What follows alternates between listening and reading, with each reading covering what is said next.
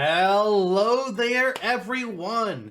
Zantok here for Supercast. For those, I once again almost forgot what the hell this show was. It's a reversal of my intro from other things I do in a way, but hey, we're here. It's a Smashtopia episode. We're making a character. Jonno is off in the bathroom or doing something. I can never quite tell with that guy, but he said just starting. He'll make his way in eventually. So, yeah. Oh, God. Oh, Jesus Christ. There he is. Hi, John. Oh. Listen, I know this is the Halloween episode, but you don't need to be that kind of spooky. Just licking it up like some other guy we might be talking about soon. That's disgusting. That is a terrible... What the fuck is wrong with you? Why would you say those words? There were so many other things that you could have done that weren't that. Why? Just licking it up? No! No! That's terrible! Halloween candy. Oh my God. It's No, you weren't. season. No, you weren't. Mm-hmm. Oh my God. There's something seriously wrong with you. Well, Christ. We're making a character today. You can see from the title who it is, so I don't need to announce it. Jonno's... God fucking damn it. You crazy... Just upended the entire episode. Yes.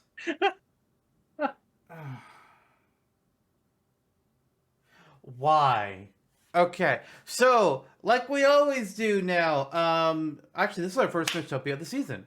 So hey, cool. We're still going to be doing showcases because we like that. We thought they were fun. It's a way that we can cover things that we may have made before the podcast, or things that we thought might have been difficult to do on the podcast for whatever reason. And also, it's a way that we can talk about some franchises that maybe only one of us is knowledgeable of. So, cool that we can do that. So, Jonno, let's just go ahead and jump into the showcase, unless you have anything you want to show off or talk about or lick up. Yeah, I hung it up. The poster. It is hung. It looks great. I don't know. Did you want me to lick the poster? No. Okay. Well, yeah, it's smashing. Now we both have some smash art in our backdrops. We do. Other than that, no, I'm comfortable just going into the showcase.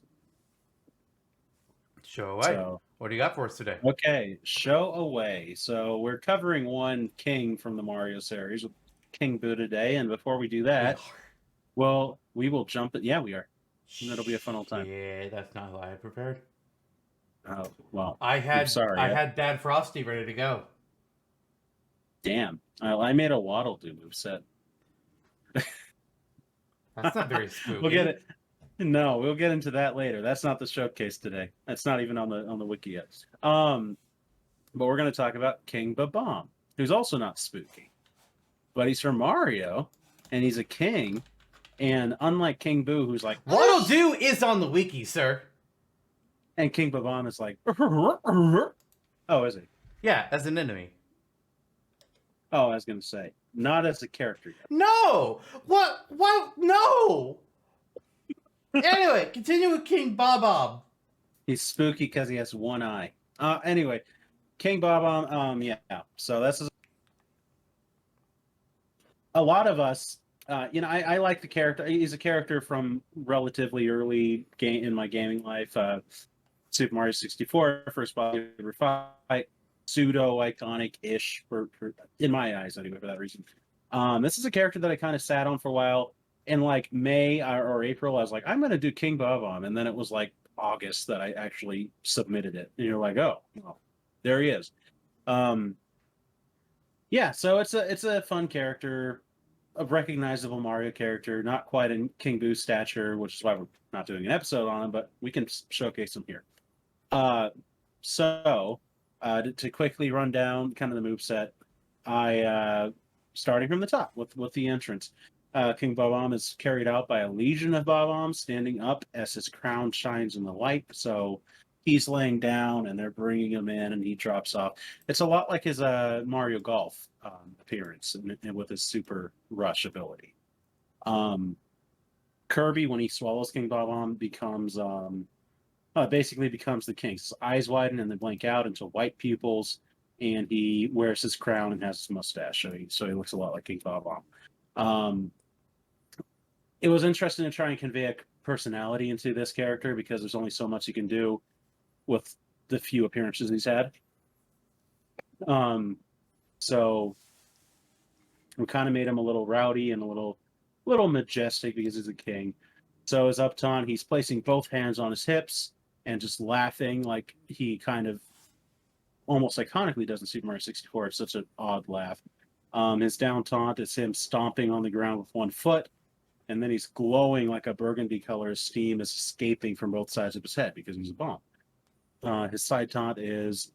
Oh, in his side taunt, a Bob-omb actually appears. It peeks around his leg and then the other, and both times he's looking on one side and the other and just barely missing them as they kind of creep around his little minion. Victory poses.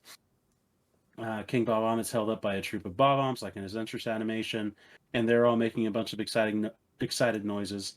They're throwing him into the air like victoriously, like because he won the match. Kind of like hip hip hooray, kind of fanfare. But the third toss, they throw him so high into the air that the camera follows him up and then back down as he comes crashing down, and a lot of the Bob-ombs run away, and then some of them explode underneath him. Secondly, King Bob-omb is surrounded by several smaller Bob-ombs as he points up into the sky, and he's ordering them to march off in a line as he's like scrutinizing their military march. Yeah, exactly. And then this is kind of just like, I didn't know what else to do. So mimicking Mario, a power star twirls around King Bob-omb's head, and he spins around and grabs it while flashing a peace sign and laughing. I mean, I like that. Like, Mario Yeah. doesn't do that in Smash, so... And that's a good animation to pull from. And there's not really other characters in Mario 64 that can really do much with that. So, no, that's a good fit for him. All right, sweet. Well, now to get into the meat of the moveset, which is the moveset. The standard special is the King's Grasp. This is the crux of the moveset, if you will. Got that before I could. Being. Just being. I love how we have memes on this show that doesn't get any views. In jokes. The King's Grasp. So yeah, as you know, in Super Mario 64, King Bob-omb's attack is that he picks Mario up and chucks him around. This is that. So he performs a trademark grab in Super Mario 64. He leans downward and picks up his foe with both of his hands. And he's not like immediately pummeling his opponent once he grabs them.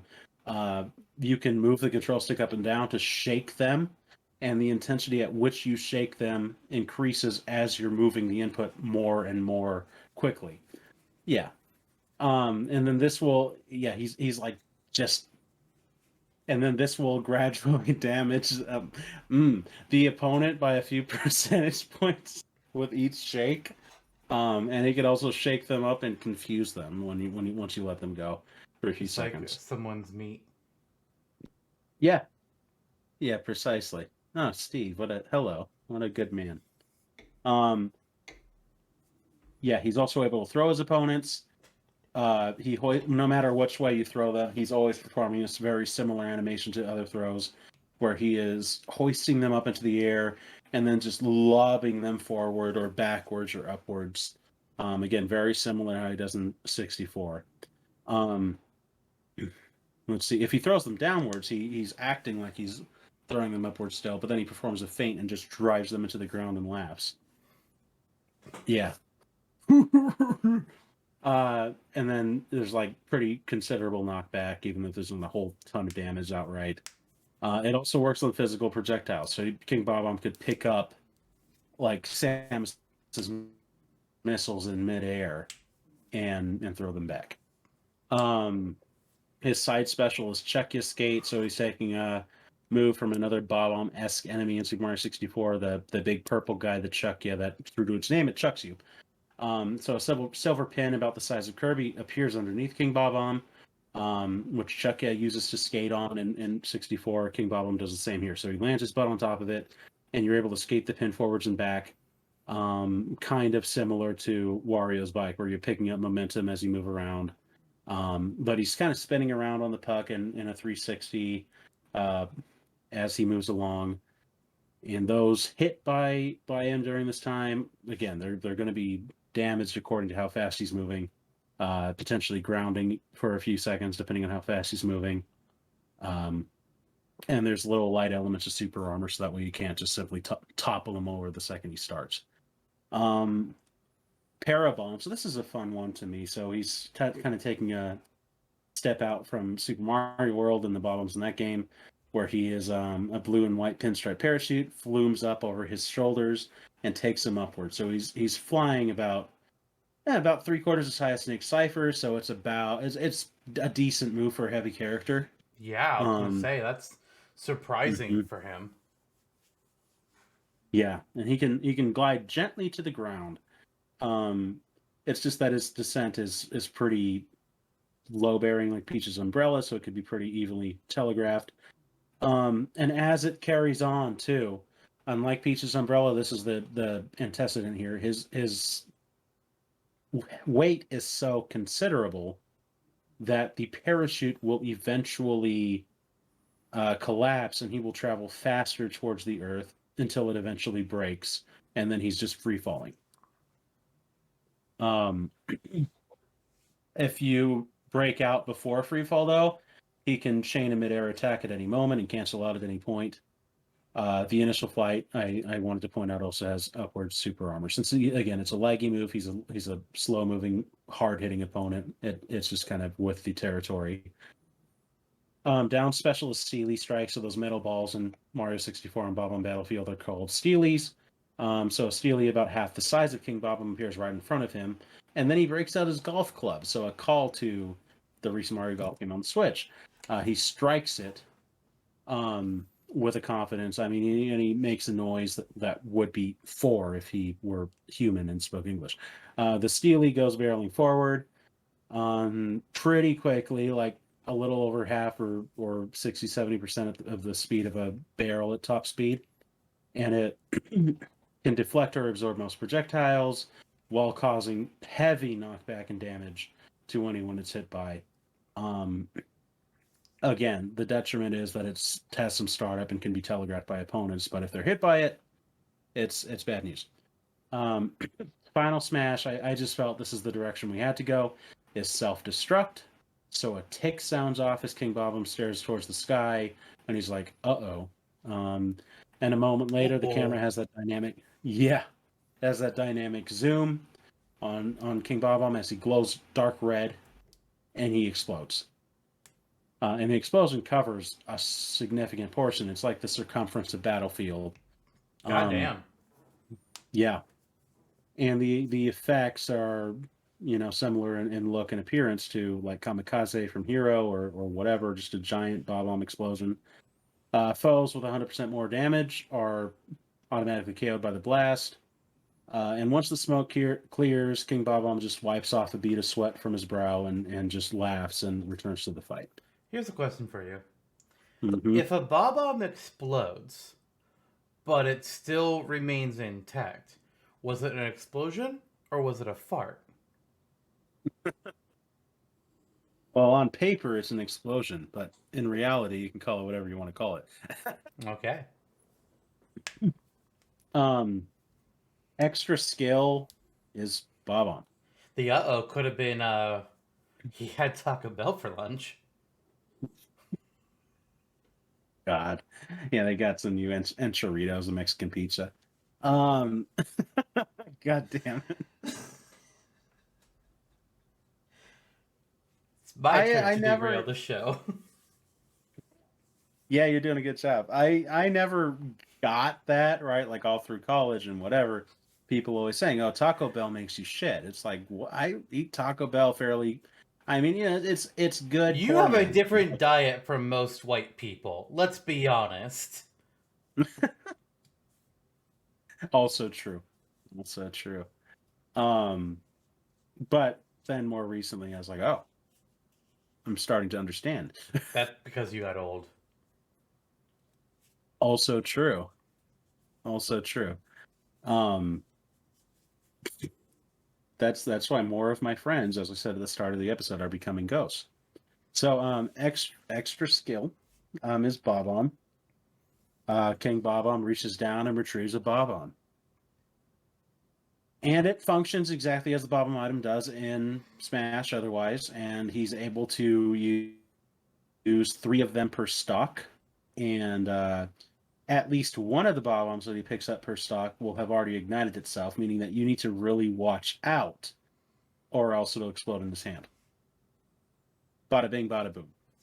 Alternate costumes include a costume that makes him look like a Bob-omb Buddy from Super Mario 64, red, one that looks like Bombette from Paper Mario, pink, Bobbery, or he's brown with blue shoes. One of his alternate costumes makes him look like King Boo. It's white with pink shoes, and he has King Boo's crown from like Mario 64 or DS instead of his own crown. I like to mention he has Yeah, a black mustache for that one, so it's a bit of a color reversal. I believe so. Yeah, that's a good idea. I'll add it in there. Goomboss, also known as King Goomba. I don't really know where the naming variation came from. Paper Mario. Yeah. King Bob. No, yeah, that's what I meant. Yeah, he was King Goomba in Paper Mario, and then they called him Goomboss for 64 DS for like no reason. But yeah, he becomes Goomboss, and he has a brown body and blah blah blah. One where he looks like the Dark Fossil Bomb from Mario and Luigi Dream Team.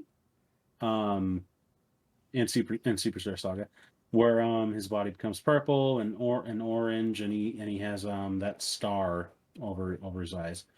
One that makes him look like General White from Paper Mario and Sly Guy's Toy Box because we were running out of unique Bob-omb characters to use. And I was gonna use the blue Bob-omb from Paper Mario too, but then I was like, yeah, this is a lot of Paper Mario. So for the last couple, I was like, okay, he becomes gold and then he becomes silver, because I think for kingly characters, characters with majesty, it's gold and silver just kind of be fit on, and he's a big metal ball too. So I was like, that'll look cool. Yeah, why not? And that's King Bob-omb. God. Right. There's a lot there. Shall we? Yeah, there was a lot there. It was a. I will say part of why he took a while was because he was a character.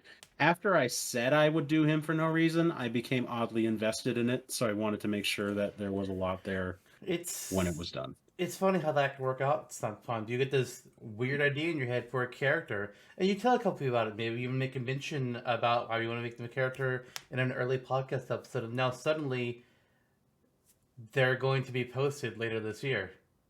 And I'll finally be able to fulfill that promise that I made of a certain character. No, boy. They're done. They're ready. They're just waiting on their quote unquote release date, because I've been doing uploads every week, and I actually have them set to happen each week.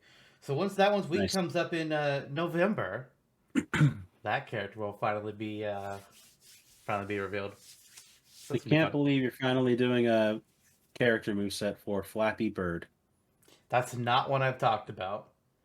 I've thought about it as an assist trophy before, but I didn't do it because I was like, this is too stupid. I'd rather do Angry Birds than fucking Flappy Bird. But I'm pretty sure I talked about this character back in season 1. I've had the thought to do them for years. But for my character showcase today, King Boo you did recently. This character I did several years ago. One of the first ones I did on the site, actually, I believe. When did I make you? Yeah, back in 2018 is when I put this character on the wiki. Wow. It's everybody's favorite nature goddess, Veridi. Nice. Yeah. Not Ebit?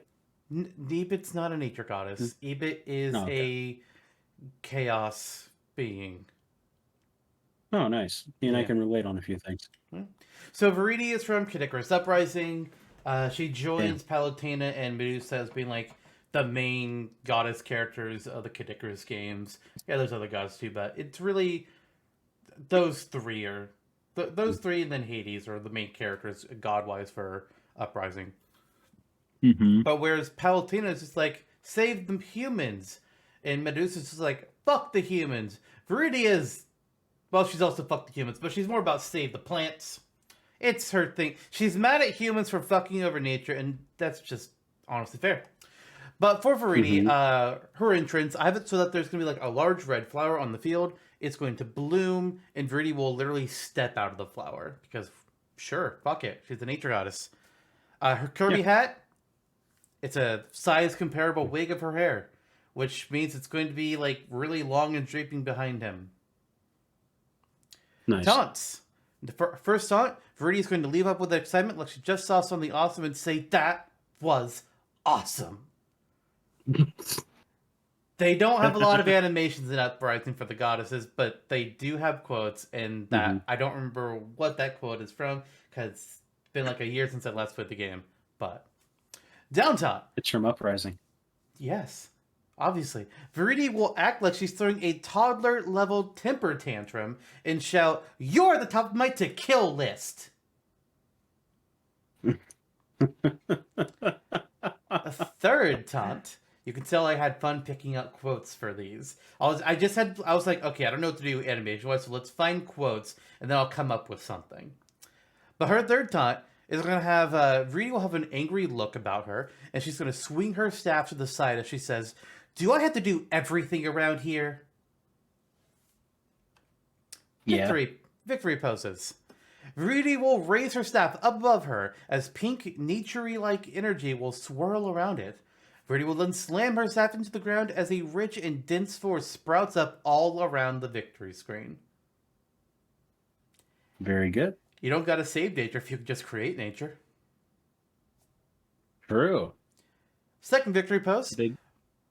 just like at the end of Chapter 11 in Kid Icarus Uprising, a heavenly projection of Viridi will appear in the background of the victory screen, with the sky becoming a dark, nasty-looking pink and purple as Viridi laughs in a menacing tone. Depending on who else was in the fight, Viridi may also throw in a taunting line. Against Dark Pit, she would say, "You really thought you could challenge your own goddess?"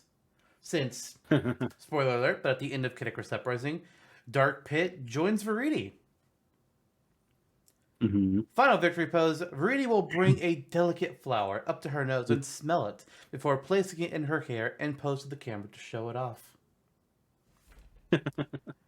As for her There you go. moveset, for her standard special, Rudy will use a Thorn Shot. With just a click of the button, Rudy will summon and fire off a small, jagged thorn that flies straight forward in a line to damage opponents, that which flies for about the length of the battlefield. By holding down the button instead, more thorns will be summoned one by one until there are a maximum of 5. The thorns will arrange themselves in a fan to cover the most area possible once they've been fired, kind of doing like a shotgun-like pattern, just like spread out the further they go. You can end the charge at any time that you want once the thorns have already been summoned, or once you've already got all 5, they'll just fire off. For her side special, we have Dancing Leaves. A rustling of leaves is heard as a small tornado of leaves will materialize in front of Aridi. After a brief moment of delay, the leaves will dance across the platforms as they travel down in a line. This attack will damage opponents as well as drag them forwards with the attack. The attack is also chargeable to increase the height of the tornado of leaves up to the height of the wait, what? Oh, with the smallest version of the tornado being about the height of Olimar, and the tallest version of it being the tornado that comes out of an ore club weapon. Additionally, Nice. at increased levels of charge, damage and knockback, as usual, will increase. For the up special, we have Pollen Pop. A large, beautiful purple flower will bloom at Viridi's feet before bursting in a blast of pollen that propels Viridi up into the air. If an opponent is off to the side of the flower, they'll be stunned by the blast of pollen and rooted in place for a few seconds. Meanwhile, if they are right on top of the flower with Viridi, then they'll be knocked upwards, along with her, where she'll have the opportunity to hit them with an aerial attack while they are momentarily paralyzed in the air. If Viridi doesn't go for a hit on them, then by the time she and the opponent start to descend, the opponent won't be paralyzed anymore, and they can GTFO. Oh, yes, they can. They will try. For our down special, we have Ensnare. A patch of vines will travel across the floor of the platform that Viridi is standing on until it either travels the length of a small platform from battlefield or encounters another player. If the vines find no player, then they'll simply disappear. However, if they do encounter a player, they'll quickly extend out from the platform and ensnare them into a trap of vines and thorns. As long as they are trapped in the thorny vines, the opponent will take consistent damage. However, there are 3 ways they can be freed. If they are hit by a strong enough attack, 5 seconds have passed since they've been inside the trap, or they've rapidly tapped the attack button enough time to struggle their way through, then they'll just break free of the trap. While the vines are traveling across the platform, Viridi is similarly rooted to the spot and can't move until the vines either dissipate after finding no one, or they ensnare an opponent. If Viridi's attack for this attack is finished, then the vines will simply disappear, finding purchase on no one. For our final smash, we have, no surprise here, Reset Bomb. The background takes on a nasty pink aura, with twisted plants appearing in it as well. Viridi will begin to summon one of her powerful reset bombs as she yells, "Nature dictates that all life must eventually break down." As the reset bomb appears in the background, getting larger and larger until it makes contact with the stage itself. The reset bomb will home in on Viridi's position from when she activated the final smash, and she can't move once it's been activated. When the reset bomb makes contact with the stage, it will explode with a nature-filled fury that, if centered directly in the middle of the battlefield, would have almost the entirety of the stage's platforms engulfed in the attack. Not too dissimilar from King Bob-omb's self-destruct.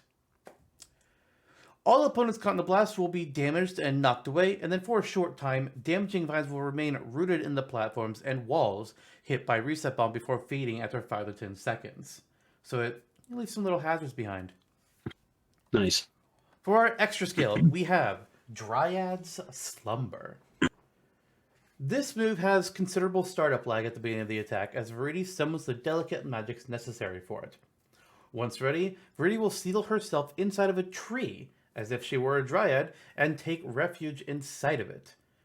While inside the tree, Viridi cannot do anything, or be damaged. However, by becoming one of the tree, she is doing some slight healing of 1% every second.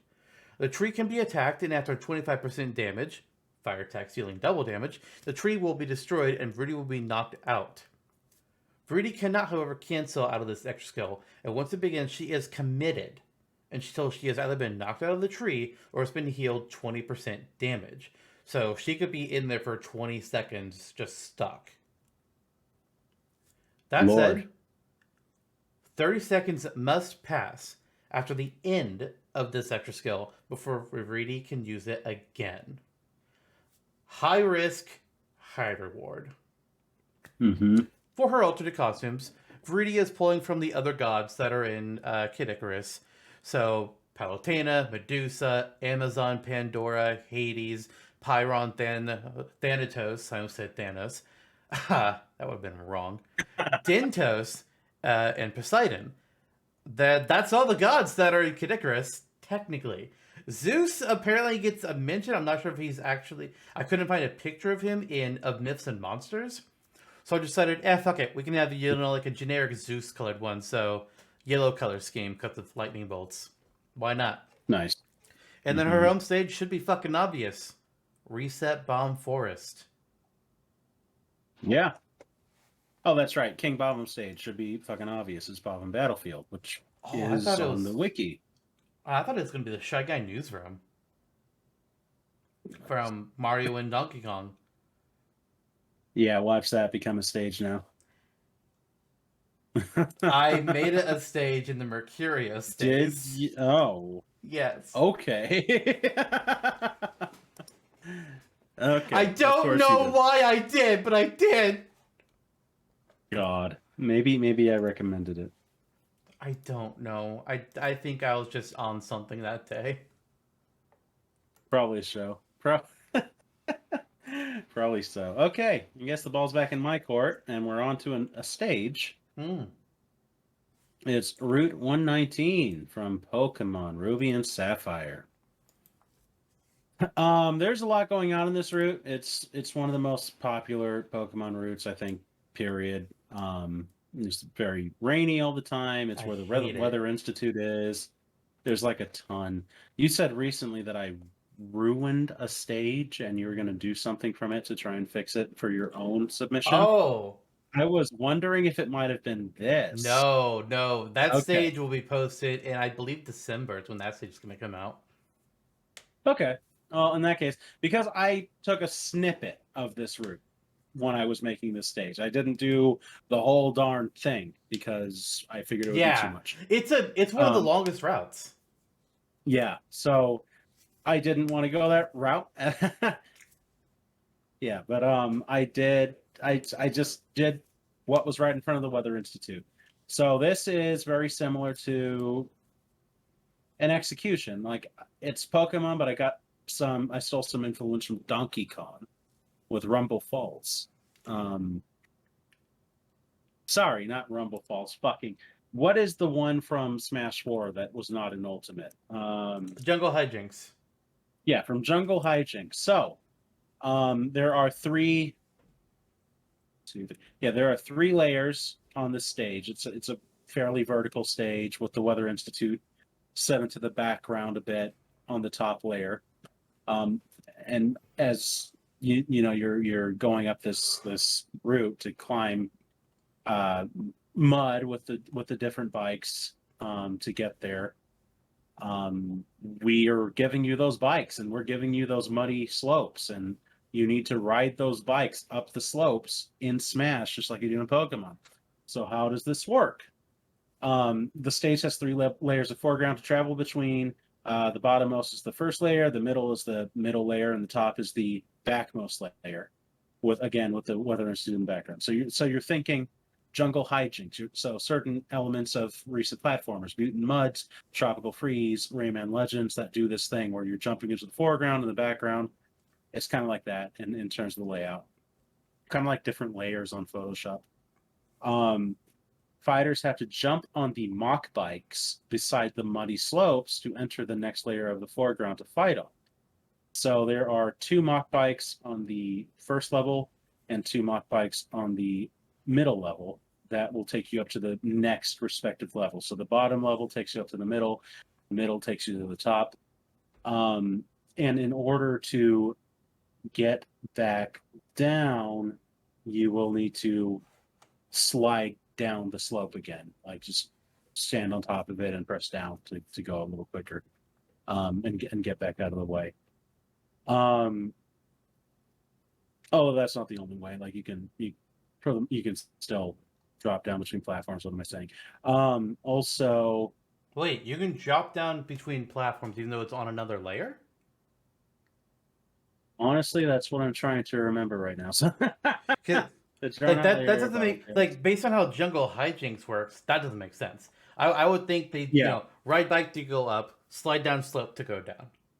Oh, yes. And then that slope Yeah. that's on the bottom layer, I assume is just an open pit where you can die. Yeah. So I was right the first time. So yeah, you can slide down the slopes to get to the other layers. And again, in the middle, there's another muddy slope on the first layer. In the middle of the first layer, if you let yourself fall on that, you're an idiot because it kills you. The Weather Institute, again, you can triple jump to fight on the rooftops if you really want to. It's kind of really wedged into the background. It's not majorly huge when you're on the bottom level, but it changes perspective as you reach the top. And then you can see other Pokemon appearing in the background, like Kecleon uncovering themselves and appearing, or Oddish, or Zigzagoon, or Pelipper and Wingull, or Tropius, one of the more interesting, maybe arguably cooler looking Pokemon with the worst stats. Stage hazards, Castform. Of course, Castform has to appear. It's Route 119. It's the Weather Institute. So sometimes But does Castform it do will. anything? Yes. Okay, good. Yep. So Castform appears, and very similarly, Castform Pokemon that you submitted on the wiki as well. It even links to that on the stage. It transitions between sunny form and its rainy form. So in its sunny form, cast form uses sunny day, and a big bright light covers the entire stage for a short time. And all players in the match will slowly have their damage healed over time while sunny day is in effect. In its rainy form, cast form will initiate rain dance, and it causes a big storm.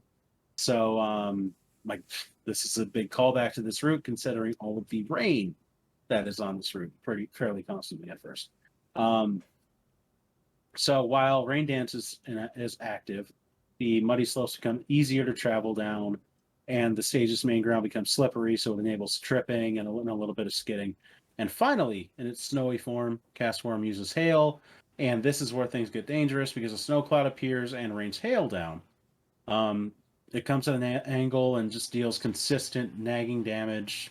Not very many instances of flinching, though, since that would be unbearable. And then soon after, it disappears. And there's cast form. Okay. So I had, before you were thinking about cast form, I was kind of thinking, it's like, what if sunny cast form dried up the mud so you can't slide down the mud, meaning you can't go to a lower level? But then rainy cast form makes it too muddy, so the bikes can't ride up, and you can't go up to a higher level. Yeah. That would be one way to like as the match is going on, because people are going to use on the stage like this. People are going to try and run away easily. They're going to try and go from one layer to another, get away from each other. But with rainy and sunny cast form, that's going to limit their options. They can't. They can only run so far. Yeah, that's a good idea. We might need to workshop it in there. It's not a bad idea. It's so, yeah, it is. Bada bing, bada boom. We're done. I'm done anyway. What's your last thing? My last thing. Well, first of all, I just want to go ahead and mention you said that I said you ruined a stage, and that I was going to be fixing it. That's not quite what I said. Well, I don't want people to think that like I'm saying that you ruined something, because that's not what I was saying. What I had said to you before is that there was something with the stage you had done this year that has an omission, and I took that omission. I was like, I can capitalize on this, and I turned a stage into, and I made a stage off of that omission. That's what's going to be coming later this year. But for my stage today, we are going back. Not to the future, but to an old ass game on the SNES that nobody would have ever believed would get a stage, and that is Yoshi's Cookie. What is this game, some of you are asking? Well, it's a puzzle game. There's 6 different types of cookies. Mainly 5, the 6th one's more of a wild card. And you try to line them up in a line to make the cookies go away. Simple enough. And then I turned this into a stage because I'm a madman. And it was fun. I had the idea for this one for a few months, and I was just like, I thought it would be kind of cool to do something with Yoshi with the cookies. What can I do with that? So to start off with, despite kind of a whatever platform arrangement, the design of the stage is that of an oven. So you are fighting in a fucking oven while the stage is going on. Perfect for Ninja Bread Man. Huh. Yes. So like the bottom platform is like, what do you call it? Like the front of the oven that you pull open. I don't know. The word lid came to mind. It's like, that shit ain't a fucking lid. I don't know where that came from. The door, the oven door. Yeah, that's the oven door that they can see there. And then above it are, you have your 2 racks of cookies. There's 2 platforms in the middle, 3 platforms on top, and these platforms are going to be different cookies. The cookies can be randomized from the different types of cookies between heart cookies, sunflower, green, which have like a little gooey center in the middle of them, checkered cookies, ring-shaped cookies, and Yoshi cookies, which are shaped like Yoshi's head. Nice. Only cookies I eat. Yes. Now, these platforms can be attacked and destroyed, leaving just the main one. But they will come back in between, 10 to 20 seconds. The cookie will reform, and it can be, again, an entirely different cookie that's taken its place. Additionally, the stage may not have all 5 cookies on it when you load in. It can be any random amount between 2 to 5 cookies. It's just going to depend on whatever the game decides to give you from the beginning, and both the positions can be randomized as well. Now, each of the cookies has their own property to them. So, heart cookies. Whichever fighter does the last hit that destroys a heart cookie will be instantly healed 10% damage. It's a heart. Come on. For the sunflower cookies, whichever fighter deals the last hit that destroys a sunflower cookie will receive a short-term buff to their special stat, making all their special moves more powerful for about 5 seconds. That kind of pulls from, from both the Paper Mario games and Mario RPG that has flower points being what you spend for your special moves. So hey, pulling from stuff here. Now our green cookies have that gooey center to them, that gummy candy that's all tasty goody. Anyways, being on the gooey center makes it difficult to fight on because it's sticky. Players who are standing on top of a green cookie will have their jumping capabilities severely handicapped. Not every cookie is a good cookie. The checkered cookies are the hardiest of all the cookies and have more health than any other cookie, making them a more reliable platform to fight on.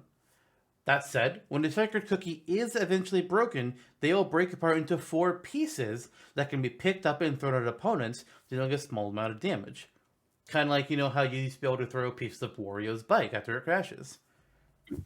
That said, each of these cookie pieces can only be thrown once before they break. For the ring-shaped cookies, when a ring-shaped cookie breaks, only half of it will break at a time. The half that breaks is determined by whichever half of the cookie took the last hit when its health would have gone to 0. The other half of the ring-shaped cookie will remain with its own health value, which is now half of the original cookie's value. Finally, we have the Yoshi cookies. When a Yoshi cookie is destroyed, 2 to 5 random items will drop from the Yoshi cookie, which players can use in the fight. If items are turned off, no items will fall out. Sad day. It's basically a fucking party ball. But that's it. That's Yoshi's cookie. Random stage idea made into something beautiful, if I do say so myself.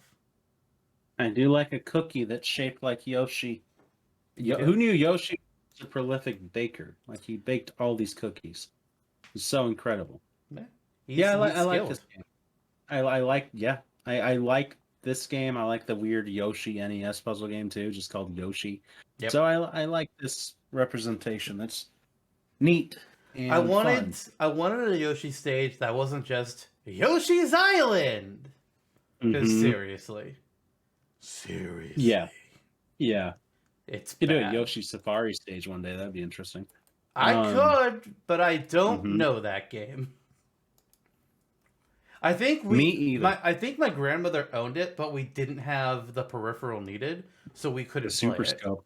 Yeah, we didn't own that, so never got to experience just that kind game. of stared at the screen. Pretty much, we Nice. had the loading screen, and that was all we could do. Very good. Well, so it goes. Well, that was a good old showcase to start out this season. Yeah. So, character time. We have 2 movesets to discuss and merge together in a horrifying Frankenstein of a creation. It might be mostly mine, it might be mostly yours, or maybe we might do that rareness where it's somehow a perfect fusion. Yeah. Who knows? We'll see. We'll see. Whatever's best for the character. He first appeared in Luigi's Mansion before appearing in Super Mario Sunshine and later other Mario titles like, Mario Parties, and I think it's in Mario Tennis Aces, I think. It's King Boo. Now, something I found out when I was researching this, King Boo Super Mario Sunshine is not actually King Boo. He's only called King Boo in the English releases. In the Japanese version, he's just Bigger Boo. It's like, fucking mind-blowing. Because I thought he was King Boo for years. Turns out, nope. So all this pairing we thought we had of King Boo and Pretty Piranha, they're pairs. They're not. They're not. At least not in that game. I guess They are still a pair in a way because they're both GameCube and Double Dash. But Yeah. beyond that, like, we thought they were together in Sunshine, and nope, not true. He functions very differently in Sunshine, so it's not surprising it's a different character. Yeah. Doesn't explain the crown though, but whatever. Yeah. Whatever. That's why we all thought he was King Boo. That's probably why he was localized that way. Yeah, true. And what's interesting to me about King Boo as well is that you have two very distinct designs. His Luigi's Mansion appearance is not his like mainline Mario spin-off Mario appearance. He just looks like a Boo with a crown in Mario spin-offs. In the spin-offs, it's just Boo with like a peach crown. But in Luigi's Mansion, he's got like a bit of a darker palette, a different colored tongue. His teeth are actually longer. He's got like these dark shadows under his eyes and a nice big old jewel on top of his head. Yeah. But all his mainline Mario appearance is just like, here's a crown. It's like, what? Is King Boo only scary in the mansion? And outside of that, he's just a normal Boo? I don't know. But yeah, it's an interesting disparity. I don't know. But wherever this goes today, I'm sure that we're in alignment that the main costume, at least, is Luigi's Mansion. Correct. Yep. Yes. Perfect. So, let's get into our taunts. Do you want to start us off? Sure. We're going to do taunts first, or are we going to do entrance and Kirby hat? Right. Entrance first. Go. Yep. Okay. I just made my entrance literally 20 seconds ago because I forgot an entrance. So this may not be the best, but it's utilitarian. I will give you that much. King Boo appears from nothingness. He just appears from the ether as Boos do, and there you go. He's ready to fight. That's what I got in 10 seconds. Yeah. King Boo will materialize on the stage from nowhere and make a scary face as he tries to intimidate his opponents. Okay, yeah, let's go with that. Hey, he's a ghost! Thing. What do you expect? He's not going to jump out of a warp pipe! We could have had him like come out of a painting, but I like him just like appearing because, he's a Boo. Yeah, my second idea would have been to have him unpack a suitcase, like he's like moving in. What? No. Veto. What's your Kirby hat? Because mine's a little weird. Oh, okay. Mine is that he wears King Boo's crown, which is the red jewel from Luigi's Mansion, and occasionally that crown, just like King Boo and Luigi's Mansion, occasionally that crown will brightly pulsate. Like just a bright red color. So I don't have anything about pulsating, but I do have Kirby wearing the jeweled crown on top of his head. But Kirby is also going to lose his feet. He's now a ghost, so he gets the little ghost tail that Boos have, and he just floats above the ground. Obviously, he'll have his feet back whenever he does like an attack that uses a kick. But no, yeah, he's a ghost. Okay. Let's go with that. It's fucking clever. You know it's true. Oh, yes. Yeah, that was ridiculous. That's great. Thank you. Let's go for it. All right, now the taunts. Yeah, now the taunts. Okay.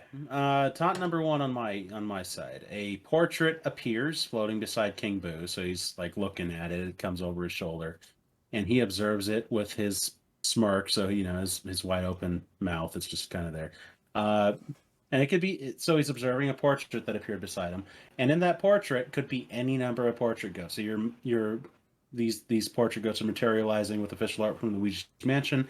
It could be Neville or Chauncey or Bogmire or Bulossus or Madame Gravely or Mr. Luggs, whoever.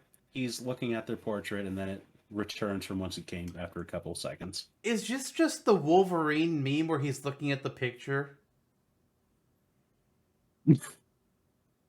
More or less. If the picture flew out of a ghostly ether and just appeared in front of Wolverine instead of him holding it, then yes. God damn it. Alright, my first taunt. King Boo is going to cover his eyes with his hands, looking momentarily terrified, similar to how normal Boos behave when Mario is looking right at them. King Boo, however, isn't merely faking it. So a moment later, he'll move his hands away, make a scary face, and laugh. He ain't scared of nothing. Mm-hmm. Except for the Okay, poltergeist. so That thing scares him. mm-hmm. That's true, and maybe a flashlight. It's the epitome of, I have no fear. I have one fear. Yeah, that tracks. Okay, so my next taunt.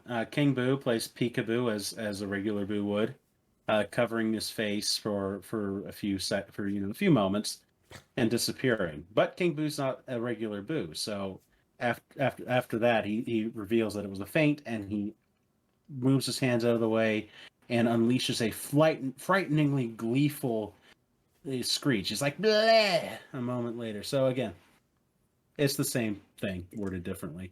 Yeah. I think that yeah. The only difference is that yours actually will vanish for a moment before he comes back. Or if mine just goes, bleh. Yeah. Oh, I'm sorry. I misread that. I can't share screen right now. Oh, here's what I'll do. I don't know what he's doing. It was actually exactly the same because I forgot I put that in parentheses without disappearing. So it's the same thing, actually. Okay. Okay. Well, Yeah. my second taunt. I wrote Boo instead of King Boo. I'm going to adjust that. King Boo will quickly sink into the ground for a quick moment before popping back up. When he returns, King Boo will be wearing an oddly memorable cap. Whether it be Mario's, Luigi's, Wario's, or Waluigi's cap is up to the RNG. It'll take King Boo a moment to notice, though, but when he does, he'll shake his head to make the cap fall off before placing his beautiful jeweled crown back on top of his head where it belongs. That's fun. That's a nice callback to Galaxy as well, kind of, with the Boo Mario and Boo Luigi. Yeah, it's Boo Mario. That's what that came from. Sweet. Okay, my final taunt. King Boo, smaller Boo buddies appear around King Boo, like 4 or 5 of them, and they spin around together and laugh, and King Boo moves his tongue around kind of haphazardly as he does. And eventually the Boo buddies disappear, and he's just back to fighting. My headset cut out there, so I couldn't hear that taunt. Oh, okay. Boo buddies appear and circle around King Boo while he's spinning around with them and laughing and moving his tongue around. Okay. There you go. For my final taunt, without taking the crown off of his head, King Boo will extend his tongue and give his crown a great big lick to make it shine brightly. Hey, the King Boo in Super Mario Sunshine may not be King Boo, but it doesn't mean I can't use it for inspiration. Oh my god. Okay. Jesus. Chaos. Oh, all right. Victory So poses. What do you have for me? Okay, so the first victory pose, a portrait appears and spins around King Boo, who then he grabs the portrait while it's kind of moving around next to him, and then turns it around to reveal that each of his beaten opponents are stuffed inside of it. And the number of opponents that, if it's an 8-person smash, you will have 7 characters stuffed into the same size portrait. So they'll all look more smushed together and like they're fighting for space than, say, King Boo was fighting 2 opponents that he went against. So the portraiture changes. So... Oh my god. It's not what you think. It's not what you think. Before I reveal my first victory pose, I need to reveal something that I thought would be fun to do in addition to a victory pose. Because, when characters have lost a match, most of them do that clap. It's like, oh, good job, King Boo. You beat us. I'm so happy for you. Here's what I thought they could do instead. When King Boo is the winner of a match, instead of his opponents performing their standard defeat animations at the result screen, all of them will be trapped in paintings as in paintings, just like as they look terrified at the fate. Now they're not in the victory animation for King Boo, but they're still in like their normal defeat little area, but it's a portrait of them looking all scared. Nice. I was going to save Mhm. that for the end of the victory pose section, but when you said that, I was like, I have to reveal this now. Fuck. God damn it. Yep, that's fun. Yep. So my actual first victory pose, King Boo will fly in from the side as several normal Boos follow and swirl around him. King Boo will twist and spiral through the air before coming to a stop in the middle of the screen as the other Boos pose around him. Nice. Kind of like a Power Rangers thing. All Not too dissimilar. right. Yep. King Boo rises from out of the ground as the camera suddenly zooms in on him, and he delivers a terrifying bleh, with a kind of like a dissonant piano going as he screams. If that, yeah. Okay. For my second one, Boo Mario and Boo Luigi will float by the screen looking terrified as King Boo follows from behind, licking his lips ready to devour them. It's very Pac-Man. Nice. Kind of reminds me of Luigi's Mansion 3 as well, and a lot of the chase scenes they did with King Boo. So that's cool. Okay, my final one is King Boo stands in place as he glows bright blue and summons a doppelganger of himself.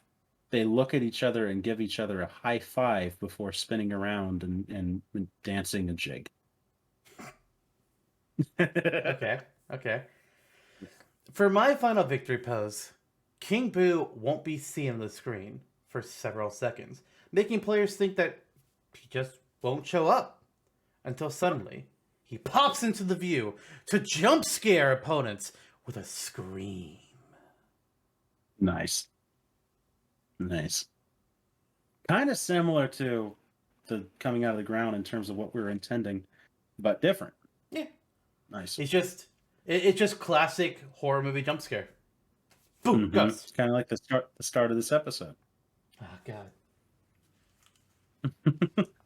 King All Boo right. appears and then says, "What are we gonna lick now?" Before we get into picking our Thompson victory poses, I do have one final thing I want to throw in here. With the previous character, you nominated a unique defeat animation for the character. I would like to propose the same thing for King Boo. When King Boo loses, he won't be clapping while looking sad. Instead, he'll do so while he'll just be trapped inside of a portrait. Yeah. Will it be with his official portrait artwork from the 3 respective Luigi's Mansion games? Or will it would be a Smash version of it. It's not going to be like that particular PNG, but yeah, it'd be using that as its basis. Nice. Okay, cool. Yeah, I like that, and it goes hand in hand with your portrait idea for defeated opponents as well. Exactly. Mm-hmm. All right, time to figure this part out. I think we can assume that we're going to have the scared look on his face for a taunt.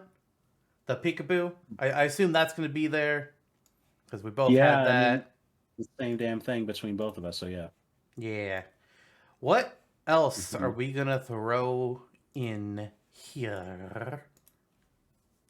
So you had the one where he licks his crown, and the fucking okay, and then where he wears the various hats from the Mario characters. Yep, those are mine. And then mine were him dancing with Boo Buddies, which is pretty much your victory pose with the power with that I said, oh, that's like Power Rangers. So I wouldn't mind nixing that for one of your two because both are clever. And then the other one was my ghost portrait, referring back to the ghost of Luigi's Mansion 1 through 3. So I think the contenders here. Sorry. No, go on. Actually, yeah, you go on first. Okay, all I was gonna say is I think Boo Buddies are out. Potentially, I mean, we they may not be if we do not choose your dancing boos in the victory poses, But I think the real contenders here are the hats, the crown, and the portrait. I would agree with that. I would also mention, I'm not saying that we don't pick this one, but I think the portrait one is a potential victory pose as well. Yeah, that's also true. Especially because I think that your idea for the portraits being incorporated into the losing uh, portions of the screen, the losing animations, uh, makes my portrait animation for the victory pose with the beaten opponents inside redundant. Agreed. So we can nix that and potentially have the observation of the portrait in the victory pose. I'm cool with that. Okay. Which also means that Boo Hat and Lick Crown are automatically in as the taunts. Well, I wouldn't say I don't. I wouldn't say they're both automatically in. I'd say let's Mm-hmm. push just one of them in for now because we don't know what the victory animations are going to be yet. Mm-hmm. I'll say they're both good and they're both yours. So, what do you think you would rather want to shove in? Caps. Hats? Oh, yeah, I agree with that. I don't think the Lick Crown one is bad. I think it's obscene and it's funny. It's just lesser to the hat, Agreed. you know. Agreed. Mm-hmm. All right. So let's look at the victory poses then. For the brief reminder, I have King Boo flying in with Boo's following behind him, and then they do a pose. I have King Boo chasing Boo Mario and Boo Luigi, and then I have King Boo doing a jump scare. What were yours? Mm-hmm. Mine were, well, now it's the Luigi's Mansion ghost portraits. What's essentially the jump scare, just with like a chord is played on the mad piano in the background. He rises out of the ground and jump scares that way as opposed to just appearing. The function is very similar, it's just slightly different. Um, and then the one where he summons another of himself, like in I think Luigi's Mansion 3, and they give each other a high five and start dancing. Question. Do Yeah. you know what the theme is and that's used in like old horror stuff that's like dun dun dun dun. Do you know what that is? I know what it is, I don't know what you call it. What if King Boo played that on the mad piano? God. That would be something. I'm just throwing it out there. That's another fucking victory post to consider. Oh my god. I like it though. Yeah, it is. It is good. I mean, and King Boo is in Super Mario 64 DS, so there's precedent. Him and the Mad Piano know each other. Oh god. So now, Like I think a we. jump scare is great. I think we definitely want one of the jump Mhm, scares. mhm. Um Yeah. I I want to have something with the various Boos that's not just Mhm, King Boo. Uh mhm. what do you think about these? To recap, we have Portrait Ghosts. We have two separate jump scares. We have Doppelganger Dance. We have Boo Dance, Mad Piano, and Boo Mario and Boo Luigi. So Yes. that's 6 to consider. and and only 3 to put in. So it's difficult because we have to cut this in half. I agree. Jump scare is easy to incorporate. I think of the two, yours is simpler, and because it's simpler, it lends itself better to the idea of the jump scare. Okay.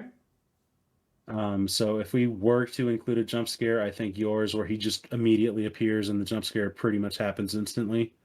Uh, yeah, that's good. It tracks, it works. I would fast track that of the two. Um, Perhaps incorporating part of mine with the flourish of the piano, whatever. But the basis will be yours. Um, King Boo on the Mad Piano is hilarious. I mean, it's also a dash of regality for a king, to play the piano. Yeah, and it could be Um, him playing like his own victory theme even instead of the dun dun hmm dun. hmm Absolutely. There's yeah. So King Boo Mad Piano is a strong one in my opinion. There's a lot of different moves where he is with variations of boos. One where he's with a clone of himself, one where he's with other boos, and one where he's with Boo Mario and Boo Luigi. And then we have the portrait ghosts. So it's like, of all the different ghosts that appear, which potentially one of them are we including as a victory pose? Of the And three, I have a clear favorite. Do you? uh, probably so. I think so. And I think they're going to be two separate favorites. Probably. I will wager that one of them too. I think a couple of them could potentially be taunts as well. Okay, so what's your favorite one? My favorite is the normal booze that spin around and join him for a pose. I had a feeling. I did have a feeling. And then my favorite is, no surprise, the portrait ghost.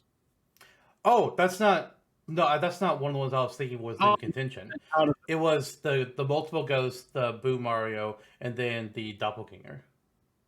Okay, and okay. In that case, yeah, I can live without the doppelganger. I think Boo Mario and Boo Luigi are more niche. They don't need to be there, even though they're cool.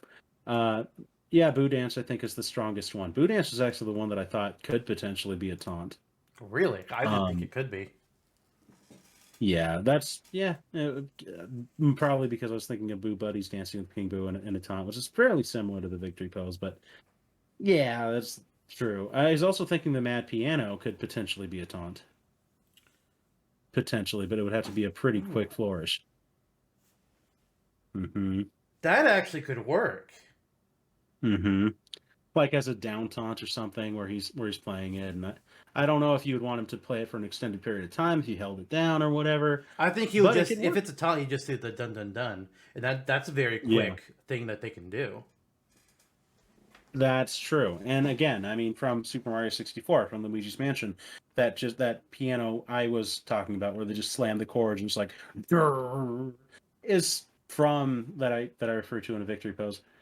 Yeah, I mean, it's that simple. So da da da da from Beethoven. Yeah, that could work. That could work. Then I would propose Mad Piano Taunt, and then your Portrait Ghost Admiration as the last victory pose. Okay, so what we're looking at here, if I'm not mistaken, taunts, peekaboo, boo hat, and Mad Piano. Victory poses, jump scare, boo dance, portrait ghost.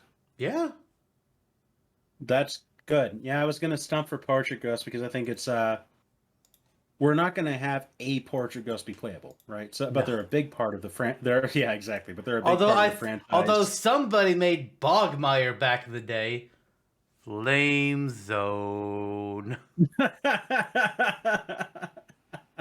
You know I gotta call you out, man. You know I gotta. Hey, I made dumb shit too back in the day. Yeah, like Shy Guy Newsroom. I made Zunari, the shopkeeper with the Inuit outfit from Wind Waker, as a character. I made Colin. I'm not even going to go down that road. It's a new season. It's new me. The new Link. Just kidding. Okay. In universe, it makes sense. I'm just saying. I stand by that. Within the world of Twilight Princess, Colin probably did learn how to swing a sword pretty well. Yes. I'll give you that much. I don't know if he turned into a wolf and saved the world, but... Well, I wasn't saying that! Okay. Hey, even if he did, it wouldn't be the dumbest thing anyone ever said on Mercurius. Smash skiff, fly through sky. Yeah, I like the smash skiff. Especially that one time it flew through Australia. Another fictional place. Yeah, Australia's not real. All right, so let's get into the main part of the episode, the moveset, with the crux of the moveset, as it were. The standard special. Shall you begin? I shall begin. So, at first glance, the initial function of this move, the standard special, is called Ghastly Wisps. Okay. A standard move from King Boo, Luigi's Mansion, and Mario and Luigi Paper Jam. Even I learned recently while researching this character because I'm I sure as sorry. hell I'm not going to play Paper Jam. Exactly. So King Boo has the ability to spit blue flames. It's one of his fairly standard moves. So King Boo spits a straight moving blue flame forward, and it travels about as quickly as Luigi, his mortal nemesis's fireball. As opposed to Luigi and kind of like the downturn with the cooldown that he has from his fireballs, King Boo can spit out as many of these in a row as he would like to without a whole lot of lag. So they only deal so little damage. They kind of move in a way they're kind of fly out in a way similar to Falco's laser, but not as quick on the uptake. The So the you can speed of constantly. Falco's laser, but with the no knockback of Fox's laser. Mm-hmm. Yeah, exactly. It's like no knockback or very, very little, and it doesn't make you flinch. Because the trade-off is you're dishing him out so Well, frequently. if it doesn't Um, make you flinch, that means it can't knock you back. oh, yep, true. Forgetting my terminology. It's been so long between seasons. No, it's been 4 weeks. Yeah, I think it's been 4 weeks. So anyway, yeah, you're dishing out these fireballs, bada bing, bada boom. You may think that's it. So at the onset, it's very little. You're just stacking up damage with these little fireballs. Hold the attack button though, and the attack changes to Vicious Vacuum from Paper Jam. Oh. So King Boo will activate his Vicious Vacuum. So like King DDD or King K, not King K Rool. Well, yeah, like King K Rool, the blunderbuss actually. He will open his mouth and begin to suck. So while he cannot suck up foes, which is unique because the blunderbuss sucks up foes, King DDD sucks up foes, Kirby sucks up foes. King Boo does not suck up foes with his Vicious Vacuum. What he's aiming to do is suck up all of the ghastly wisps that he can within the vicinity that his vacuum can carry. And I didn't denote that yet. Let's say that maybe it's like half of battlefield or a third of battlefield. Okay, because I was wondering, just like, with the speed of he can fire them and the speed that they travel, how many can he realistically suck up? Probably, I would wager like 4 to 5. Okay. Yeah, so he's sucking them up, and then depending on how many that he sucks up, he could suck up 2, and he can release it as a slightly stronger fireball, Ghastly Wisp, that deals out actual damage and knockback. Or he can suck up 3, and it'll be a little more. 4, it'll be a little more. 5, and it'll be fairly larger and deal significantly more damage and knockback. He can also suck up items, which is kind of a trade-off. So he can obtain the item when he sucks it up, but he also loses all momentum in gathering wisps, so he cancels out the impact of the move if he grabs an item. Like other characters that can suck up items, if he pulls in an explosive, will it just damage him? Yeah. Okay. Yeah. So for my standard special, I took the same move as inspiration when making mine. So again, it's like the basic fireballs, except I call this move ectoplasm. Okay. King Boo's mouth will close as it becomes... Oh, wow, that's a poorly written sentence. King Boo's mouth will close as it becomes clear that something is in his mouth. Following this, King Boo will spit out a small glob of flaming ectoplasm, which travels a short distance in front of him. By holding down the special button, this move can be charged, which allows for the ectoplasm the King Boo spits out to be larger and fly a farther distance before it hits the ground. So it kind of has like a drop-off. Mm-hmm. If the ectoplasm lands on the stage, it will create a small trap as ghostly energy emanates up from it. This will deal continuous damage to any other fighter who enters or stays in the trap's range. Despite the attack's fiery appearance, however, this attack is actually associated with the darkness damage. Nice. Sweet. That's a good touch. I think I'd like to make an amendment on the Ghastly Wisp. It's not blue fire, it's dark fire. Okay. Just to fit, I think it fits with the theme. It's not going either which way. Okay, cool. So that was going to be my question too, is if the ectoplasm stuck on the ground, because when you hear that word, that's kind of where your mind goes, kind of Ghostbusters. That's why I had changed it from just being a fireball to being ectoplasm. Because with some of the moves, I was having trouble like getting the right theme on them that I wanted. Mm-hmm. Yeah, you want it to be spoopy. Speaking of spoopy things, my side special is called Spooky Spike Ball.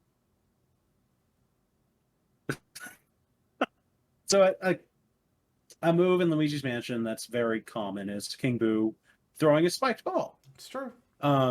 And they often lead to his demise. Like Luigi picks it up and slams him in the face with it. And he's like, oh no. Yeah, it's very satisfying. So King Boo throws a large spiked ball about the size of, this is big. It's like, I wrote, about the size of King Dedede forward. So he throws this giant ass spiked ball and it just kind of lumbers forward. So it doesn't, you can charge it, you can tilt it and throw it a little harder, kind of like a Yoshi egg in Yoshi's Island. But the properties remain the same. It's slow moving, it's big, it lumbers around, and it'll disappear after it bounces a few times. But if it cracks open, a few 2 to 3 bombs will, rather 1 to 3 bombs will pop out of it. And then they can be thrown and have the same impact, just like Toon Link's bomb. So like in my moveset, you don't want to throw a spooky spiked ball right before using the vicious vacuum, or else someone could just throw one of the bombs from it and King Boo's mouth. Kind of like Luigi's Mansion itself. Okay. I see what you're going for there. Yeah. And otherwise it's a projectile. It's like unfortunately, I just had this thought, it's like Piranha Plant side special, but with some different parameters and a stronger projectile. Well, okay. My side special was originally going to have an ectoplasmic name to it before I put that at the standard. So instead, this one was titled Phantasmal Thunder. King Boo's crown will spark with electricity, where a bolt of electricity will strike 1 Ridley away from him. By holding down the special button, the player can use the control stick to change which exact spot the bolt will fall. This can only be done up to 1 Ridley away in either direction of King Boo. Nice. The default position allows for this move to be used either direct... I said that wrong. This is the thing that happens when you write a moveset months in advance, and then you don't look back over it before you're recording it. So you read things incorrectly. So let me amend that. This, by holding down the special button, the player can use the control stick to change which exact spot the bolt will fall. This can only be done up to 1 Ridley away in either direction of the default position, allowing for this move to be used either directly center to King Boo, 2 Ridleys away, or any space in between. So by default, it's 1 Ridley away, but you can extend that. Okay. Cool. Much like with ectoplasm, this attack is not actually associated with lightning damage and is instead darkness. Okay. Yeah, that works. Very good. And again, yeah, that is very Luigi's Mansion influence as well. Yeah. So that's neat. Okay, so my up special. My up special is Phantom Lightning.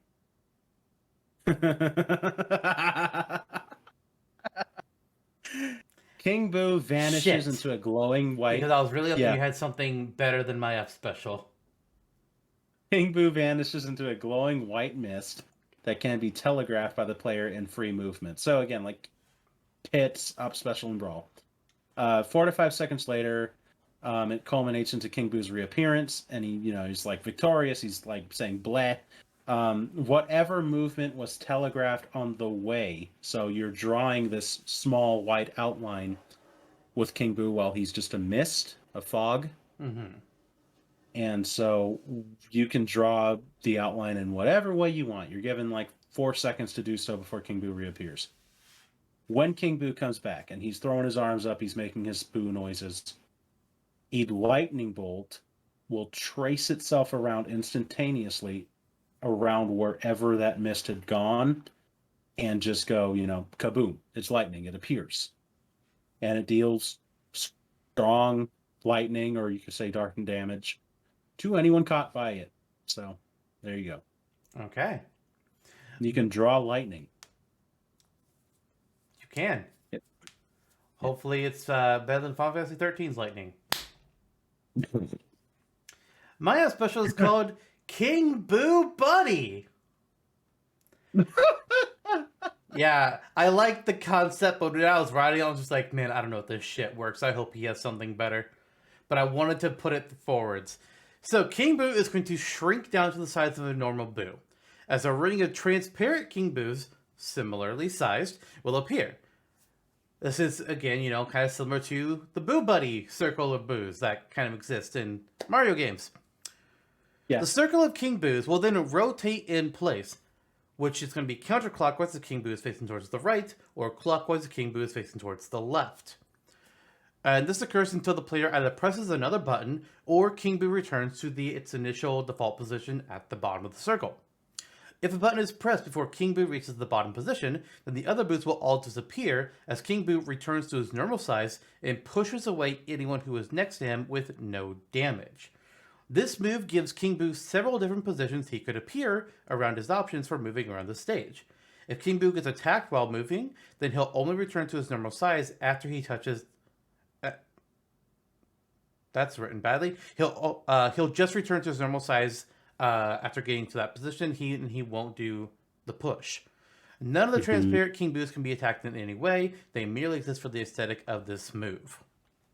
Mm-hmm.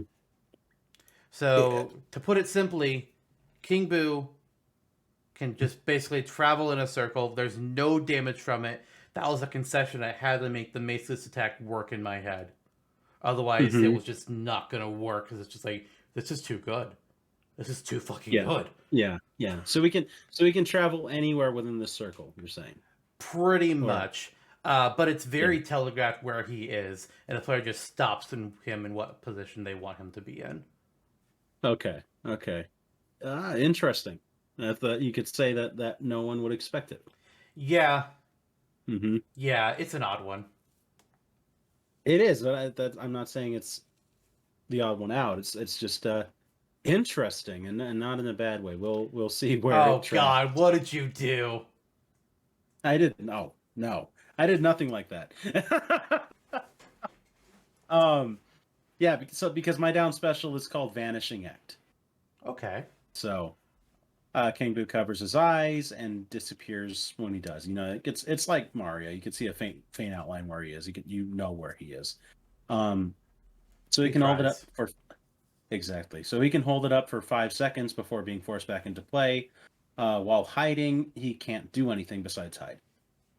If King Boo is near an item or a teammate while using Vanishing Act, the move will cause the item or the teammate to disappear along with him. While in the state, attacks will phase right through King Boo and any other character or whatever that is phased out through the move. The exception here is Final Smashes or most Final Smashes. King Boo doesn't counter with this move, but if an opponent hits him while he has vanished, they have a strong chance of becoming spooked. And becoming spooked will have their movement slowed down, or they may frequently trip, or they may have their controls inverted for a brief period of time. Dunzo. Okay. My down special is called Portrification. Nice. A portrait will appear in front of King Boo with a spooky background and remain there for about a second. If the portrait is hit by a melee attack, the damage will be halved as the offending fighter gets sucked into the portrait. The portrait will then be filled with a picture of that fighter looking terrified for a moment before they blast it out away from King Boo, taking damage. It is a counter, but it works. Well, the aesthetic is cool. It's pretty neat. Portraits. So, speaking of portraits, my final smash is called Smashing Portraiture. Portraiture? Portraiture. Yes, it's a word. It's in the dictionary. Is it a surprisingly enough. word? Yeah. Yes. It means portraits The and art of stuff. creating portraits. Okay. I feel like it's a very odd word to actually speak verbally, but all right. Yeah. Yeah, I agree.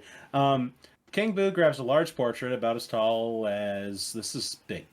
This is a big portrait. It's about as tall as like half of Gallium. And he slams it downward straight in front of himself. So he just grabs it. He's like, ha ha ha, and slams it down. Any opponent caught within this broad portrait will be trapped inside of it, just like Mario once was, once upon a mansion. So up to, yeah, precisely. So up to 7 foes, referencing a person smash, can be caught in it all at once. And the more that are caught, again, like the old victory pose that I pitched that we ditched, the more that are caught, the more will be shown off in a cramped space, fighting for room as King Boo cackles and shows that portrait off. You get a split second where he's showing it to the screen, and then the portrait will lift out of King Boo's hands, guided by like a blue spectral force, and it swings and dances the foes all over the stage, and it's hurting opponents that it smacks into that weren't captured by the portrait.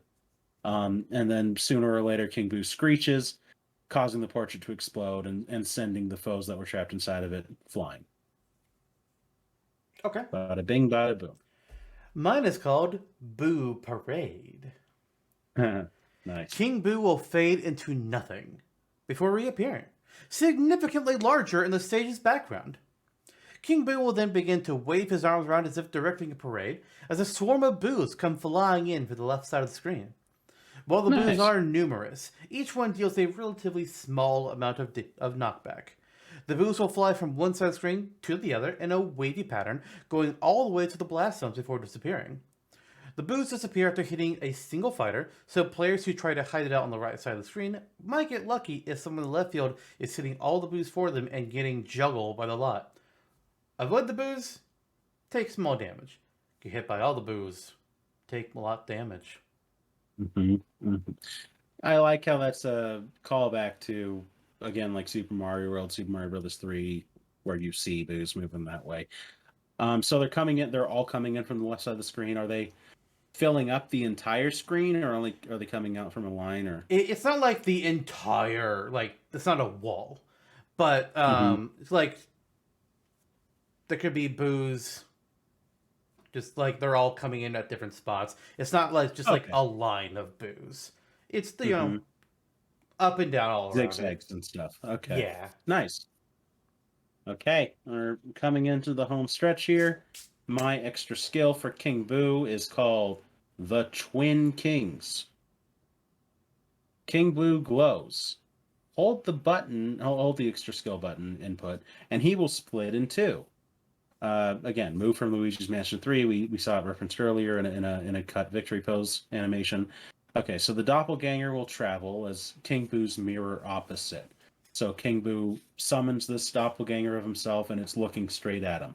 King Boo moves left. Doppelganger King Boo moves right. King Boo jumps, and they jump together, but in opposite directions. So it's like opposite Nana to Popo, basically. Hit the doppelganger hard enough, so say about 25 to 30% damage.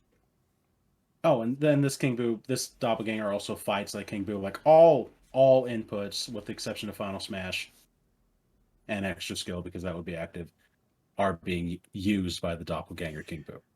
Quick question, because I missed it. How does the movement working? Is it just in sync, like I assume, or just like opposite of you? Like, is he trailing behind or?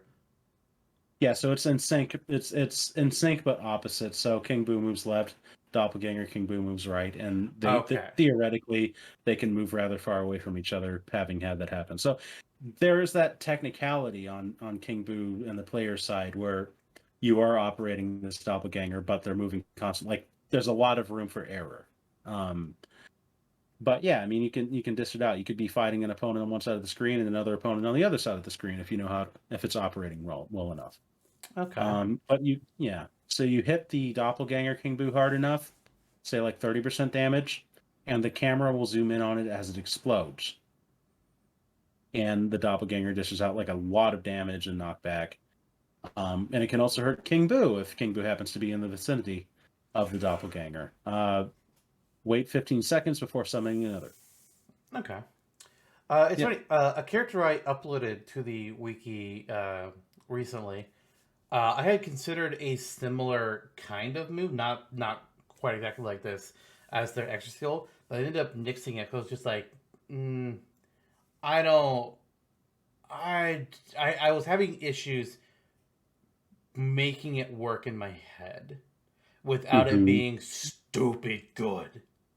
I was just like, I'm just not going to do that. Instead, I made it the final smash, and it was a cinematic. Nice. Yeah, I initially struggled too, but I think that what I ultimately captured works because you're offering it's again high stakes, high reward. There's a lot of room for your doppelganger King Boo to just like fall off a cliff and die. Right. And there's room for King Boo. I mean, if somebody dishes out like a Doria right as you summon the doppelganger, King Boo is fucked and is going to be hit by an explosion as well. Yeah. Yeah. All so right. It's balanced. So my extra skill is called Scare Tactics. King Boo will simply enough strike a scary looking look on his face and attempt to frighten his opponents. If another fighter was right in front of King Boo when this move was used, they'll be afflicted with fear, while taking a minimal amount of damage and no knockback. While under fear, fighters will take some kind of debuff to their attack stat for moves that hit King Boo or anyone on King Boo's team, so they'll be just fine working on other opponents. This effect will only last for up to 5 seconds, though, before it wears off. Cool. That's very good. I like the pronunciation here where they're scared of King Boo, so they're hitting King Boo less powerfully than they are other opponents. Yeah. Nice. Them's the works. That's our move. Those are our move sets. Jesus. Yep. I have some thoughts already. There's some moves I like on mine. There's some moves I like on yours. How are you feeling on things? Yeah, I am the same way. Yeah, there's some elements where I'm like, this can be on my side. I'm like, okay, well, just because this was something from the Luigi's Mansion doesn't mean that it's the best thing. Or on your side as well, there are a couple things where I'm like, okay, well, I prefer mine. I'm not saying that I've no, that's fair. That's fair. Yeah. So like for our standard special, I think yours is the better option. Really? Okay. I was kind of wondering because that was one where we're taking from canon, but it's from kind of an odd place where part of it's from Mario and Luigi, and not Luigi's Mansion. I like the ectoplasm idea. I was wondering if there was at least a way to incorporate it into the Ghastly Wisp, but if you like just the standard Ghastly Wisp business vacuum better, we might go for it. I don't think there is, considering the way that you have your fireballs flying, because the way that the only way to have ectoplasm work as is that the ectoplasm hits the stage, and with fireballs that just travel in a straight line, they can't hit the stage. Yeah, I would wager that you could potentially have the ectoplasm hit an opponent as the fireball, like it explodes on them and makes them move a little slower, like ink. But that might make the move a little too much. No, but what you could do is that if the small ghastly wisps, if they hit an opponent, they stick to them for a couple seconds, which lowers their attack strength by a small amount per wisp. Okay, so you're saying that small ghastly wisp can attach to an opponent, and then what happens after that?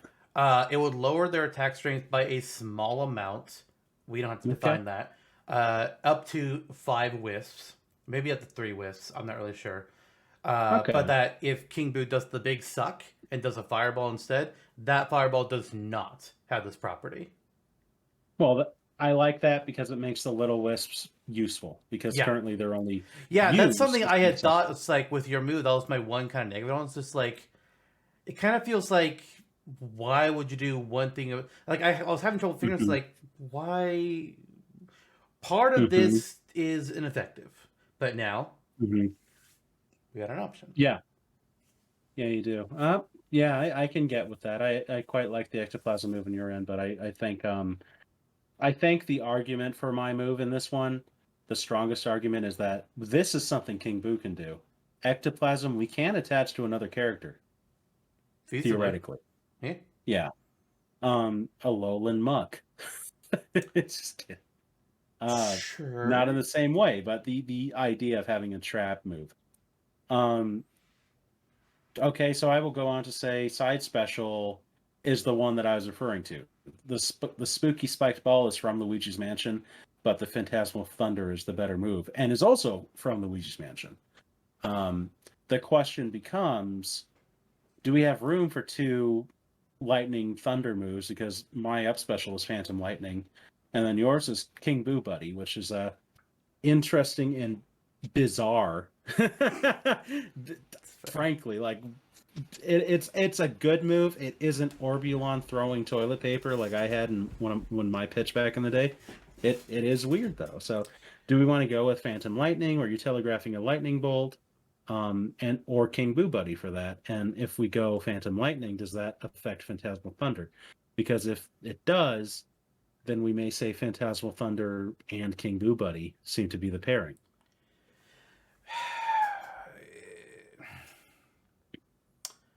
I do like my side special more. Mm-hmm. So do I.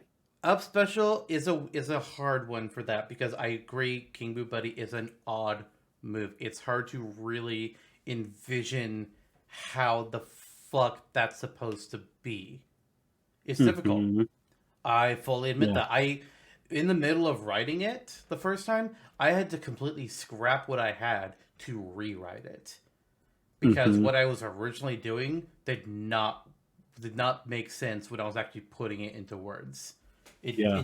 It was broken as fuck. So it was hard to come up with that for one. I think it's a very interesting move.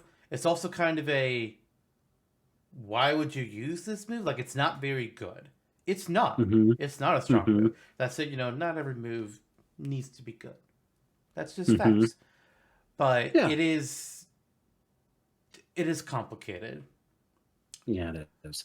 But then we Mm-hmm. have the second lightning attack, which if we had both, they would one of them needs a new name because they're too similar in name. Mm-hmm. I just Mm-hmm. don't know what that would be. I'm just call it like Thunder Trail or something. That could work. Yeah. Uh, Yeah. That's. I think the first thing or that we're doing. Yeah. or The one thing I didn't want to do though is just have a generic teleport. which was actually what I initially wrote down before I turned it into King Boo Buddy. Mm-hmm. Here's here's a change to yours. Here's a change. It's not thunder. It's ectoplasm. And then You draw a trail of ectoplasm, and when he reappears, instead of like it, I wasn't sure how you were meaning it the lightning to come out after he appears. If you were meaning like to all just be like at once, or if it draws a trail after he appears. But I'm thinking at once, it mm-hmm. bursts with fire in whatever pattern you drew as an attack, Yeah, and it that burns. that works. So it would work like a flame, like a dark flame effect. You're Yeah. saying like that works. That's a good idea to change it up. I'm good with that because I think King Boo Buddy works. It's a funny move and it isn't incredibly good, but I think King Boo has some good moves in his disposal. So you can kind of have that kind of more offbeat move to balance it out. Mm-hmm. Um, but if you want the ectoplasm route, you're including ectoplasm. It is a ghost character, and it is better, quote unquote, than King Boo Buddy in utility, where you're going to use this move and say, "Oh, I like that move." Yeah. Yeah. So if you want to do that, I mean, Phantom Lightning, I'll figure out something like what ectoplasmic something. Ecto Trail. Ecto Trail works. Do we want to make that one word or a hyphenated word? I go 2 words. Okay. Ecto Trail, and then we'll just change the element. I'll leave a note. Change element to ectoplasm. Okay. All right. And I was going to say, first thing we got to do is just fast track Phantasmal Thunder for the side special. Yep. Okay. Sweet. All right. So we're Down. halfway through. Mm-hmm. For down, I had the portrification counter, and then you had not a counter, but it was. Oh, that's right. It was the vanishing act thing. I liked that a Mm-hmm. lot, but I also really Mm-hmm. liked mine. One thing I was thinking before we got to our extra skills was like, what if one was down special and one was an extra skill?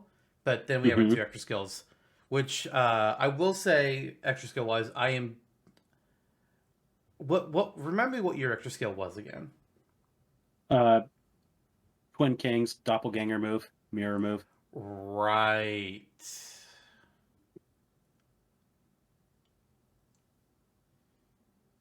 You can make your pitch. I'm down to hear whatever. I mean, my pitch was going to be to drop both of our extra skills and have portification be down special and have your vanishing act be extra skill. That's what my pitch was going to be. Yeah. I mean that works. Vanishing Act and Scare Tactics are both pretty general boo moves, so you can have one of them in, and then Twin Kings and is more of just like a Luigi's Mansion 3 thing. So if you're going to nix one, you can put that on the cutting room floor. So I'm fine with that. Scare tactics is also next in this endeavor. Oh yeah. Yeah. It's portification So and vanishing act. yeah, I'm down with that. Yeah, Vanishing Act I think is a strong move, and it's similar, and we can even include the debuffs that you had mentioned in Scare Tactics in Vanishing Act, although I don't know which works better. So yours were attack debuffs specifically for King Boo. Yeah, mine These was ones were them specifically kind of attack. getting yeah. And mine was them getting the chills and then getting their control screwed up or tripping or having their movement slowed down. I wouldn't do tripping because they've Mm-hmm. already been pulled into this thing where they're invisible along with you, and then when they come out of it, they trip. It kind of makes that. And then anytime you mess with speed, it can get Mm-hmm. tricky. Mm-hmm. Yeah, that's true.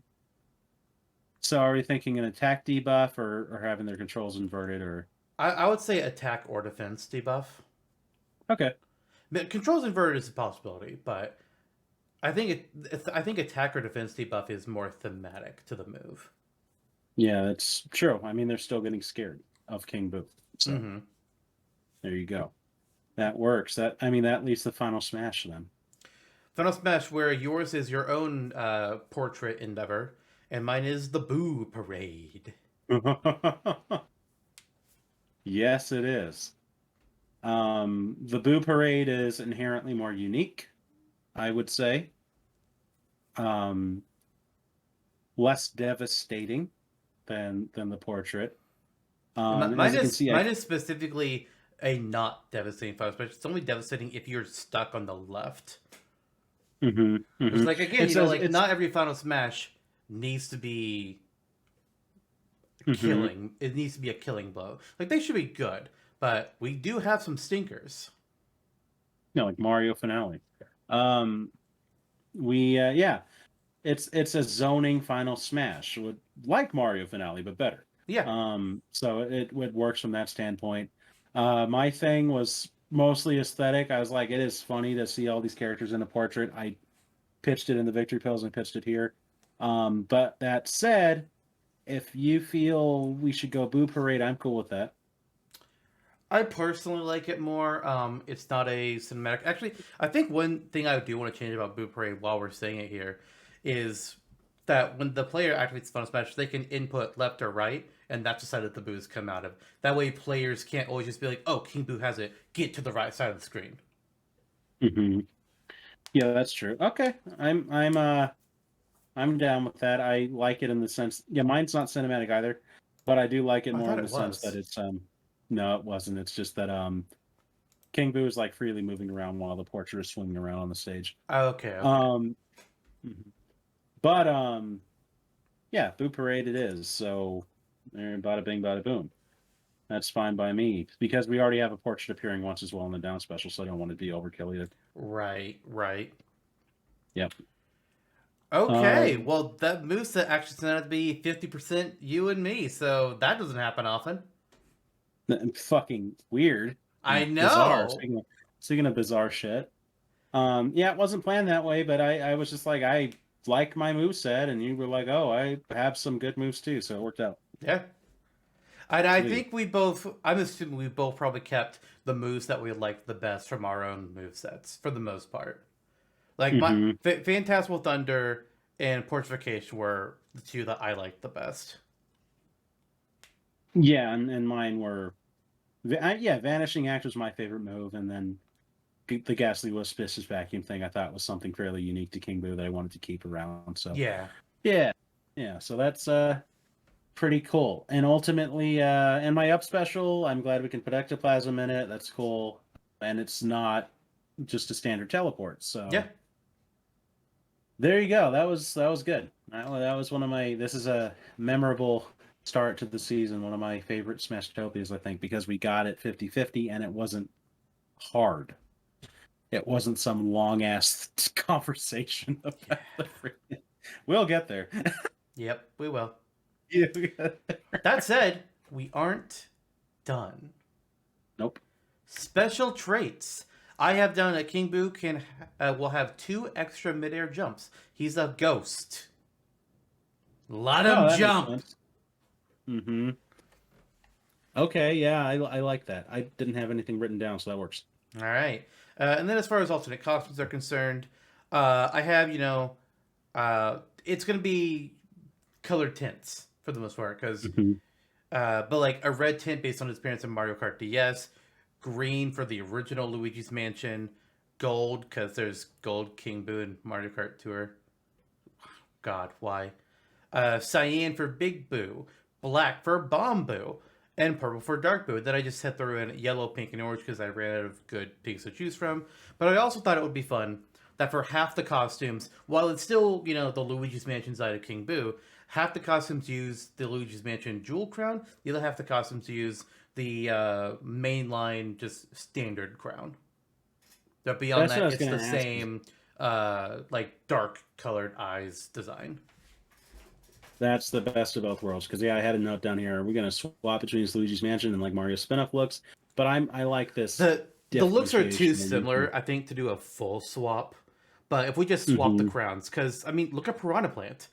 Half his ones are using a pot, the other half are a warp pipe. It's basically the same thing. Yeah, so I like that. I think Luigi's Mansion is a far more interesting look. Obviously, easily. Yeah. So keeping the mainline aesthetic while putting in the crown, and that makes sense. Yeah, mine again. It's the same. It's funny that we both specifically had Bomb Boo listed. There's not a lot of distinct Boo designs. Yeah, I also called out a dusty brown color for the Boos in Gusty Gulch in Paper Mario. Is there a brown Boo in Paper Mario?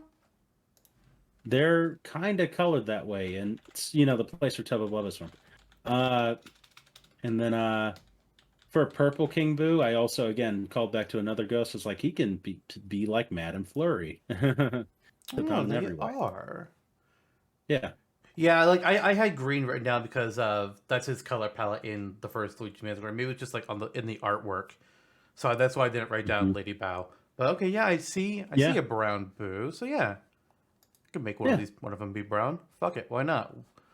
Which color? Well, I'll drop yellow because we already have gold. There you go. Other than that, it's all the same. You got the pink tint, the green tint, which I did have Lady Bow or Bow. Then there were gold Boo, silver Boo, bronze Boo, shadow Boo, just like random shit, just thrown out of the wall. So yeah, let's go with yours. How would you do Shadow Boo on top of Bomb Boo? True. I don't know. I don't know. All right. Well, we got one last thing to cover here. Home stage. Now, most people might be thinking, why not the Luigi's Mansion stage? It's already in Smash. Fair point. But I had that written down already as Luigi's soundstage, and I just wanted to nominate something different. Picture this: the ghost house from Super Mario World. Oh, nice. It looks like it's pulled straight out of Mario World. I have this list like a big stage, like kind of temple-esque, where there's a lot of different spots on it. Sometimes areas will disappear, reappear, much like the trickiness of the ghost houses in that game. There will be boo enemies that actually fly in as hazards that and can damage you. And that's the ghost house. Mm-hmm.